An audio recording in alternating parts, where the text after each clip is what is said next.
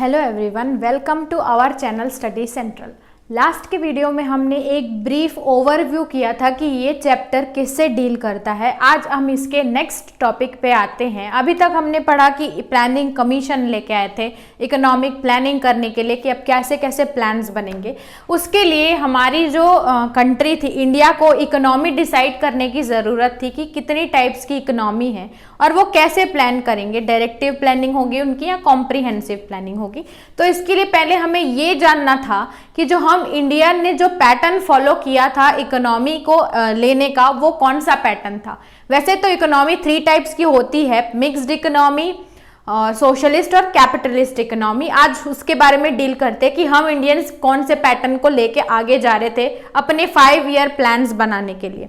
तो पहले है कैपिटलिस्ट इकोनॉमी। कैपिटलिस्ट इकोनॉमी एक ऐसी इकोनॉमी होती है जो free play of market forces पे डिपेंड करती है। इसका मतलब ये कि जो डिमांड आएगी वो ही प्रोड्यूस करेंगे, एक्स्ट्रा कुछ भी नहीं। उनकी जो प्रोडक्शन रहेगा वो डिमांड एंड सप्लाई पे डिपेंड करेगा।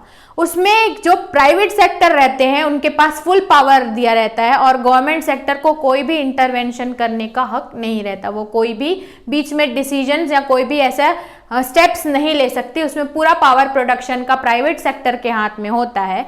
वो ही प्रोड्यूस करते हैं जिनसे वो प्रॉफिट कमा सके। ये उनको मतलब नहीं है कि क्या मार्केट में क्या लोगों की ज़रूरत है, ये वो मतलब नहीं है। जिनके पास परचेजिंग पावर रहता है वो सिर्फ उनके लिए ही प्रोड्यूस करते हैं।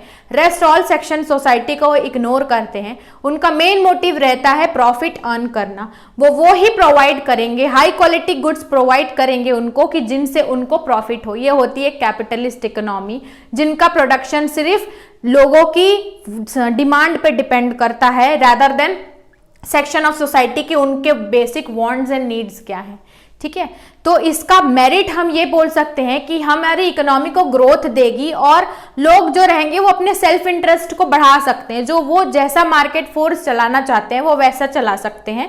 डिमेरिट इसका ये हो सकता है कि जो कलेक्टिव इंटरेस्ट है, जो सोशलिस्ट बैकवर्ड सोसाइटीज है, उनको इग्नोर किया जाता। ये सबको साथ लेके नहीं लेके जाता है, इसमें नहीं ले जाते हैं इसमें। तो इसमें क्या होगा, इकोनॉमी ऑब्वियसली कभी ग्रो नहीं कर पाएगी। एक अच्छी इकोनॉमी को पूरे सेक्शन ऑफ सोसाइटी को साथ लेके चलना होता है। ओके, तो ये थी कैपिटलिस्ट इकोनॉमी। दूसरी थी सोशलिस्ट इकोनॉमी। सोशलिस्ट इकोनॉमी में क्या पैटर्न फॉलो होता है, इसमें जो गवर्नमेंट रहती है उसके हैंड में पूरे पावर्स रहते हैं कि क्या प्रोड्यूस करना है और क्या नहीं करना है। ये पूरे मार्केट फोर्सेस को पूरा हैंडल करते हैं। इसमें प्राइवेट सेक्टर का कोई भी हस्तक्षेप नहीं होता है, वो कोई भी डिसीजन नहीं ले सकते। इसमें क्या होगा, गवर्नमेंट वही चीजें प्रोड्यूस करती है या लोगों तक वही चीजें पहुंचाती है जो लोगों को जरूरत है, ये नहीं कि वो क्या चाहते हैं।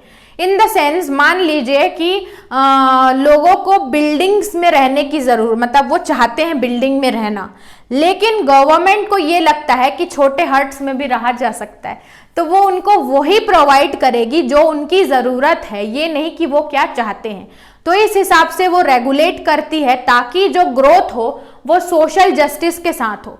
ये नहीं बोलती कि बायस्ड रहते हैं, वो अनबायस्ड होके ही डिसीजंस लेती है गवर्नमेंट जो भी लेगी, लेकिन अदर जो डेवलपमेंट होगा वो उसमें नहीं हो पाएगा।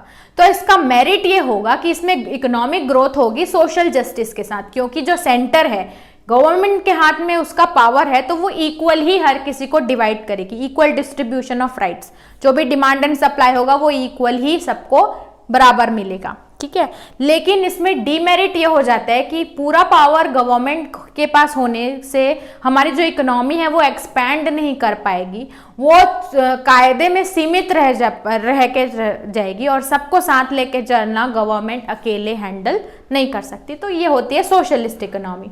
लास्ट हमारी है मिक्स्ड इकोनॉमी। मिक्स्ड इकोनॉमी में दोनों कैपिटलिस्ट एंड सोशलिस्ट इकोनॉमी का इक्वली डिसीजन मेकिंग में या मार्केट फोर्सेस में उनका वर्क रहता है। उसमें कैपिटलिस्ट भी एग्जिस्ट करती है जो प्राइवेट सेक्टर हो, और गवर्नमेंट भी एग्जिस्ट करती है जो गवर्नमेंट सेक्शन अपने हिसाब से काम करती है और प्राइवेट सेक्टर अपने हिसाब से काम करते हैं। इसमें जो भी मार्केट फोर्सेस या प्रोडक्शन का रहता है प्राइवेट और गवर्नमेंट सेक्टर अलग अलग करता है। ऐसा नहीं बोल सकते कि प्राइवेट सेक्टर बिल्कुल ही फ्री रहता है। कैपिटलिस्ट इकोनॉमी जिसमें उसमें गवर्नमेंट का इंटरवेंशन रहता है, लेकिन सिर्फ रूल्स एंड रेगुलेशंस के लिए। जैसे कि अभी मान लीजिए गवर्नमेंट का कोई रूल है किसी प्रोडक्ट की, ये प्रोडक्ट मैन्युफैक्चर नहीं किया जाएगा, भले ही वो प्राइवेट सेक्टर है, वो सोसाइटी को सही करने के लिए वो डिसीजन लेती है, तो जो प्राइवेट सेक्टर है उनको वो फॉलो करना पड़ता है, ठीक है, वो पूरा उनको कंट्रोल नहीं करती, लेकिन कुछ ऐसे रूल्स एंड रेगुलेशंस रहते हैं that has to be followed by the private sector, वो प्राइवेट सेक्टर फॉलो करेगा। ये मिक्स्ड इकोनॉमी, और ये पढ़ के आपको ये समझ आ गया होगा कि इंडिया में कौन सी इकोनॉमी एग्जिस्ट करती है। यस, इंडिया में मिक्स्ड इकोनॉमी एग्जिस्ट करती है। ओके, अब जो ये इकोनॉमी थी कि अब इंडिया कौन सी इकोनॉमी फॉलो करेगा इकोनॉमिक डेवलपमेंट के लिए, ठीक है, तो इंडिया ने फॉलो की मिक्स्ड इकोनॉमी।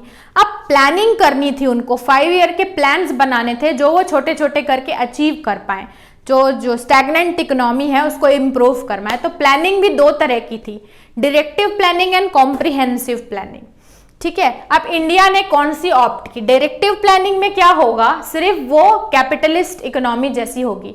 डायरेक्टिव प्लानिंग में जो भी मार्केट फोर्सेस रहेंगे वो सिर्फ डिमांड एंड सप्लाई पर डिपेंड करेंगे, जिनके पास परचेजिंग पावर है, जैसे सेम एज कैपिटलिस्ट इकोनॉमी है, डायरेक्टिव प्लानिंग में वैसे ही प्लान्स बनाए जाएंगे कैपिटलिस्ट इकोनॉमी को देखते हुए, वो कैपिटलिस्ट इकोनॉमी के फ्लो में जाएंगे, ये होती है वो डायरेक्टिव प्लानिंग होगी। लेकिन कॉम्प्रिहेंसिव प्लानिंग क्या होगी? अगर हम इंडियंस 5 ईयर प्लान्स में कॉम्प्रिहेंसिव प्लानिंग करते हैं तो उसमें मिक्स्ड एंड सोशलिस्ट इकोनॉमी दोनों ही एग्जिस्ट करेगी, गवर्नमेंट भी प्राइवेट सेक्टर भी उसमें उनका पूरा रोल रहेगा उसको आगे बढ़ाने के लिए इकोनॉमी। तो इंडिया ने कॉम्प्रिहेंसिव प्लानिंग अपनाई और उस कॉम्प्रिहेंसिव प्लानिंग से उन्होंने प्लान्स बनाना स्टार्ट किए जो कि अचीव। तो प्लान्स भी वो लोग ऐसे नहीं कि अच्छा मेरे को 10 दिन के अंदर ये करना है और उस हिसाब से वो वर्क करने लगे, नहीं, ऐसा नहीं था। 2 टाइप के प्लान बनाए गए थे, long term plan and short term plan. अब जब हम प्लान बनाते हैं कि मुझे ये अचीव करना है या ये इतने दिन में पढ़ लेना है, तो वो प्लान क्यों बनाते हैं? कोई टारगेट रखते हैं हम लोग सेट जिसको हमें अचीव करना होता है। यस, तो गवर्नमेंट में कुछ टारगेट रखती थी तो उस हिसाब से वो 2 टाइप्स के प्लान बनाती थी, लॉन्ग टर्म और शॉर्ट टर्म। दोनों के ही टारगेट्स एंड उसके गोल अलग अलग थे, ठीक है।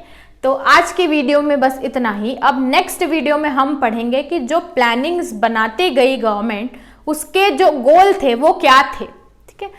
तो आज के वीडियो में बस इतना ही, मिलते हैं नेक्स्ट वीडियो में नेक्स्ट टॉपिक के साथ, तब तक के लिए थैंक यू।